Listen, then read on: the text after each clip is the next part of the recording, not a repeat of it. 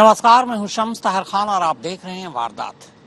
रविवार की सुबह सलमान खान के घर गैलेक्सी अपार्टमेंट पर 5 गोलियां दागने की असली वजह सामने आ गई और इसके साथ ही सामने आ गया है उन दोनों हमलावरों का सच जिन्होंने इस शूटआउट को अंजाम दिया था। दोनों हमलावर बिहार से हैं, लेकिन इनमें से एक का कनेक्शन हरियाणा से है। सलमान खान के घर शूटआउट से पहले तमाम तैयारी और रेकी करने के बाद दोनों शूटर होली मनाने के लिए बाकायदा अपने घर भी गए थे। ये विकी गुप्ता है, उम्र 24 साल।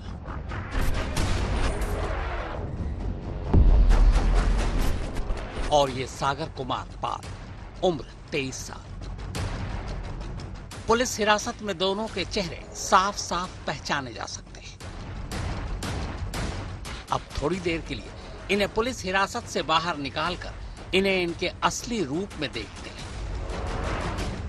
यह है इनका असली रूप। ये जो बाइक पर दोनों बैठे हैं, ये वही विकी गुप्ता और सागर पाल है। बाइक पर आगे बैठा विकी गुप्ता है और पीछे सागर पाल। सागर पाल के हाथ में हथियार है और वो उसी हथियार से गैलेक्सी अपार्टमेंट का निशाना लेकर कुल 5 गोलियां चलाता है। 3 जमीन पर गिरती है, एक गैलेक्सी की दीवार पर लगती है और एक गैलेक्सी के बालकनी के पर्दे को चीरती हुई सलमान खान के ड्राइंग रूम की दीवार पर। सलमान खान के घर पर हुए शूटआउट के ठीक 40 घंटे बाद मुंबई पुलिस की क्राइम ब्रांच यूनिट 9 ने भुज पुलिस की मदद से आखिरकार दोनों हमलावरों को गिरफ्तार कर लिया। इनकी गिरफ्तारी की पूरी कहानी सुनाऊं उससे पहले एक सवाल। सलमान के घर रविवार सुबह करीब 5 बजे हुए शूटआउट के कुछ घंटे बाद ही मुंबई और दिल्ली पुलिस के सूत्रों से यह दावा किया गया था कि दोनों हमलावरों में से एक की शिनाख्त हो चुकी है। उसका नाम विशाल उर्फ कालू बताया गया। दावा किया गया कि विशाल रोहित गोदारा गैंग का गुर्गा है, गुरुग्राम में रहता है और इस हमले के पीछे उसी का हाथ है। पुलिस सूत्रों के इस दावे के बाद हर चैनल पर विशाल का नाम और उसकी खबर भी चल गई।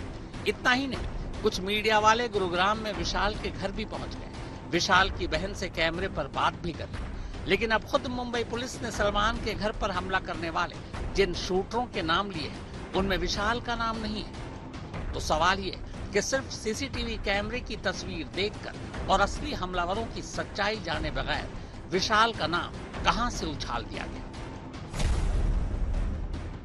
क्या ये 2 राज्यों की पुलिस के बीच की आपसी होड़ का नतीजा है या फिर मिस कम्युनिकेशन का? जो 2 आरोपी एक्यूज हमने उसमें पकड़े हैं, एक विकी गुप्ता है 24 साल का, दूसरा सागर कुमार पाल है 23 साल का। ये दोनों लोग वेस्ट चंपारण डिस्ट्रिक्ट के रहने वाले हैं।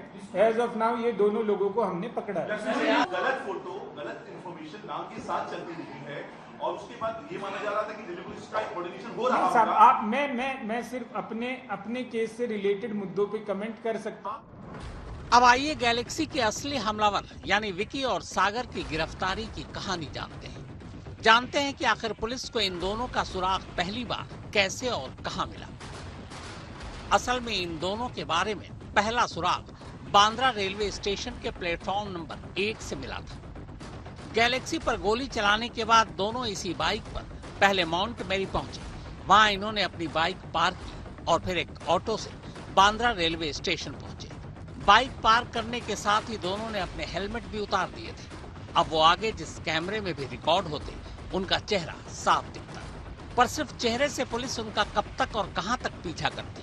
लिहाजा क्राइम ब्रांच की टीम रविवार सुबह 4:50 के आसपास गैलेक्सी के बाहर का डंप डेटा कलेक्ट करती है। चूंकि सुबह का वक्त था, लिहाजा बहुत सारे नंबर एक्टिव नहीं थे। जो एक्टिव थे उनमें से कुछ नंबरों पर पुलिस 0 इन करती है।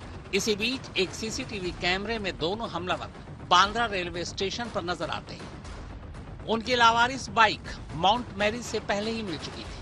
पुलिस नोटिस करती है कि गैलेक्सी के पास जो 2 नंबर एक्टिव थे, वही 2 नंबर अब बांद्रा रेलवे स्टेशन के पास भी एक्टिव है। बाद में दोनों हमलावर सांता क्रूज रेलवे स्टेशन के प्लेटफॉर्म नंबर 3 पर नजर आते हैं। इत्तेफाक से वही दोनों नंबर अब सांता क्रूज में भी एक्टिव दिखाई देते हैं। अब पुलिस कंफर्म हो चुकी थी कि दोनों नंबर हमलावरों के हैं। अब इन नंबरों के जरिए पुलिस उनकी लोकेशन को पकड़ना शुरू करती है। क्राइम ब्रांच यूनिट 9 की टीम की अगुवाई दया नायक कर रहे थे। उन्हें पता था कि अब इन्हीं 2 मोबाइल नंबरों की मदद से वो हमलावरों को दबोच सकते हैं, लेकिन दोनों हमलावर भी उतनी ही तेजी से अपनी लोकेशन बदल रहे थे। दोनों मुंबई से दहिसर और दहिसर से सूरत पहुंचते हैं। सूरत की ताप्ती नदी में दोनों उस तमंचे को फेंक देते हैं जिससे गैलेक्सी पर 5 गोलियां चलाई थी। हथियार ठिकाने लगाने के बाद अब दोनों ट्रेन के रास्ते सूरत से अहमदाबाद पहुंचते हैं। दयानायक की टीम अब भी दोनों की लोकेशन का लगातार पीछा कर रही है। अब तक टीम ये समझ ही नहीं पा रही थी कि दोनों कहां भागना चाहते हैं। शुरू में उन्हें लगा कि शायद वो राजस्थान की तरफ जाएंगे, लेकिन फिर तभी लोकेशन के जरिए पता चला कि दोनों अहमदाबाद से बस के जरिए भुज की तरफ निकल पड़े हैं। इसी के बाद क्राइम ब्रांच की 2 अलग अलग टीमें भी दोनों को पकड़ने के लिए मुंबई से गुजरात के लिए रवाना हो जाती है। टेक्निकल और ह्यूमन इंटेलिजेंस के आधार पे हमको ऐसा पता चला कि ये जो दोनों आरोपी हैं बाइक वाले, ये गुजरात भुज के आसपास कहीं हो सकते हैं। उसके बाद इमीडिएटली यूनिट 11 के पीआई भरत गोणे, इनकी टीम और उनके थोड़ा पीछे ही पीआई एईसी अरुण थोरात, इनकी 2 टीम्स को इमीडिएटली भेजा गया।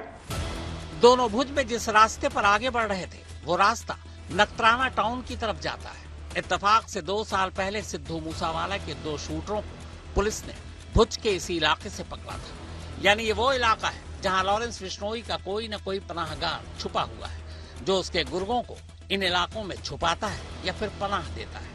भुज की लोकेशन मिलते ही क्राइम ब्रांच यूनिट 9 के इंचार्ज दयानायक तुरंत भुज के एसएसपी को फोन कर दोनों हमलावरों की पूरी जानकारी देते हैं। जानकारी मिलते ही भुज पुलिस शाम को नखत्राना पहुंचने वाली तमाम बसों और टैक्सी ड्राइवरों से पूछताछ करती है।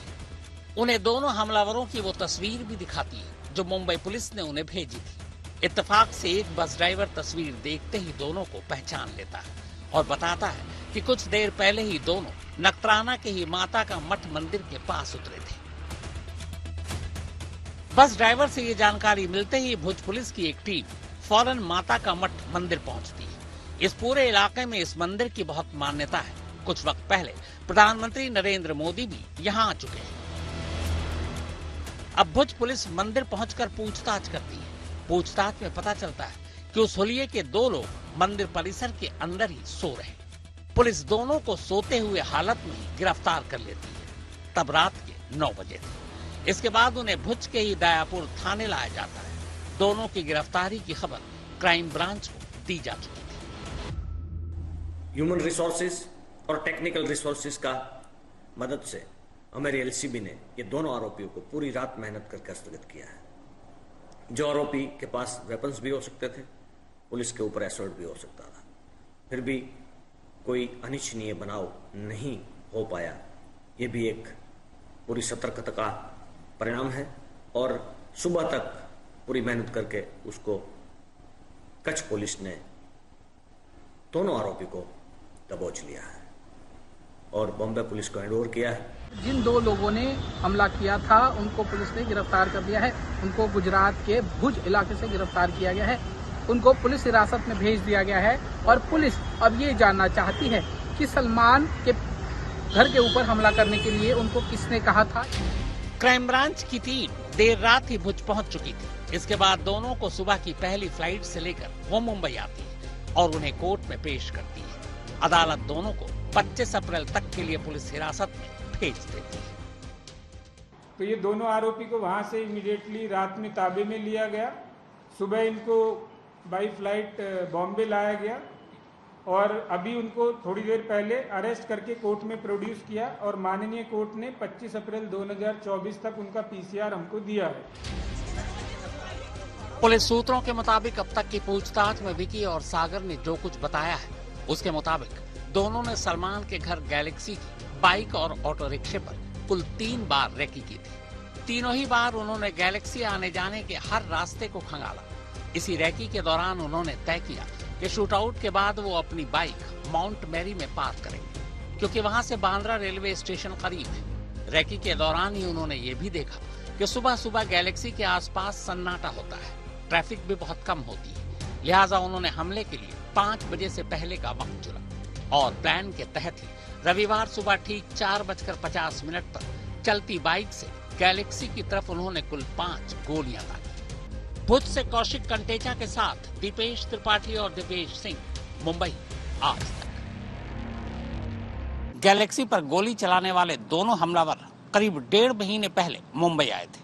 मुंबई में पनवेल के इलाके में इन्होंने किराए का एक घर लिया। इसके बाद हमले के लिए बाइक और हथियार इन्हें इनके हैंडलर ने मुहैया कराए थे। पुलिस सूत्रों के मुताबिक इस हमले के लिए लॉरेंस बिश्नोई गैंग ने एक थर्ड पार्टी को यह काम सौंपा था और इस थर्ड पार्टी का सरगना यूपी से है। पुलिस सूत्रों के मुताबिक दोनों हमलावरों का मकसद गोली चलाकर सिर्फ सलमान और सलमान के परिवार को धमकाना और डराना था। इसीलिए उन्होंने गोलियां गैलेक्सी की दीवार पर चलाई थी, लेकिन चूंकि चलती बाइक से गोली चला रहे थे, इसलिए एक गोली घर की बालकनी के पर्दे को भेदती हुई ड्राइंग रूम तक पहुंच गई।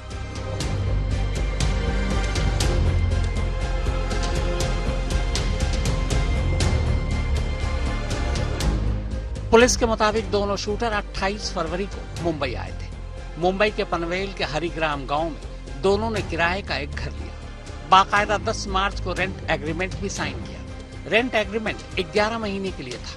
इस दौरान ये गैलेक्सी की रैकी करते रहे। सारी तैयारी के बाद होली मनाने के लिए दोनों चंपारण अपने घर गए। गांव में होली मनाकर 1 अप्रैल को वापस फिर से मुंबई आए। 2 अप्रैल को 24,000 रुपए में पुरानी बाइक खरीदी।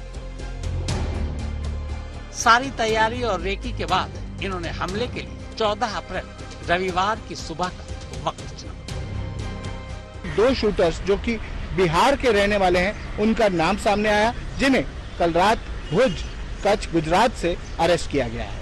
दोनों को कोर्ट में अभी पेश किया गया है और दोनों को वेपन यानी हथियार एक दिन पहले ही मुहैया कराया गया था, जिससे उन्होंने फायरिंग की।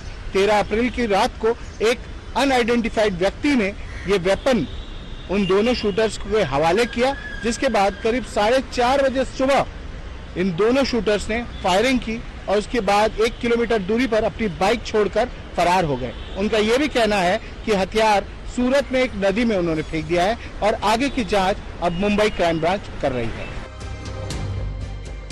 मुंबई पुलिस के मुताबिक इस मामले में फिलहाल उन्होंने जो एफआईआर दर्ज की है, उसमें विकी और सागर के अलावा अनमोल बिश्नोई का नाम भी शामिल है। अनमोल लॉरेंस बिश्नोई का भाई।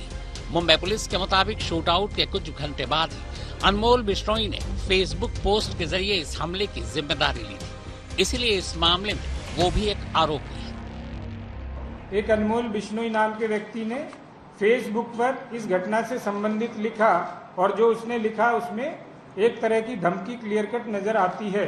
उसमें कॉन्स्पिरेसी के जो भी इन्वेस्टिगेशन किया गया उसमें दिखाई दे रहा था कि ये बड़ी कॉन्स्पिरेसी दिखती है। उसके आधार पर कॉन्स्पिरेसी के सेक्शन साइड किए गए। उन्होंने 3 बार, हमारे पास जो अभी इंफॉर्मेशन है, 3 बार उन्होंने रैकी की है। कुछ टाइम से वो रह रहे थे यहाँ पर और एग्जैक्ट क्या है वो ड्यूरिंग इन्वेस्टिगेशन। कि पकड़े गए दोनों हमलावर यानी विकी गुप्ता और सागर पाल बिहार के पश्चिमी चंपारण जिले के रहने वाले हैं, जबकि लॉरेंस बिश्नोई के ज्यादातर गुर्गे हरियाणा, पंजाब, राजस्थान या फिर दिल्ली के हैं। तो मुंबई पुलिस सूत्रों के माने तो दोनों हमलावरों में से एक सागर पाल बेशक बिहार का रहने वाला है, लेकिन वो कई सालों तक हरियाणा में भी रहा है। पुलिस का कहना है कि हरियाणा में रहने के दौरान ही वो लॉरेंस के गुर्गों के संपर्क में आए। हालांकि सूत्रों का यह भी कहना है कि सलमान के घर हमले के लिए लॉरेंस गैंग ने थर्ड पार्टी को सुपारी दी थी। गैंग चाहता था कि ये काम ऐसे लोग अंजाम दें जो पुलिस की लिस्ट में नहीं है। सूत्रों की माने तो जिस थर्ड पार्टी के जरिए ये काम कराया गया उसका संबंध यूपी से है। भुज से कौशिक कंटेचा के साथ दीपेश त्रिपाठी और दिवेश सिंह, मुंबई, आज तक। तो वारदात में फिलहाल इतना ही, मगर देश और दुनिया की बाकी खबरों के लिए आप देखते रहिए आज तक।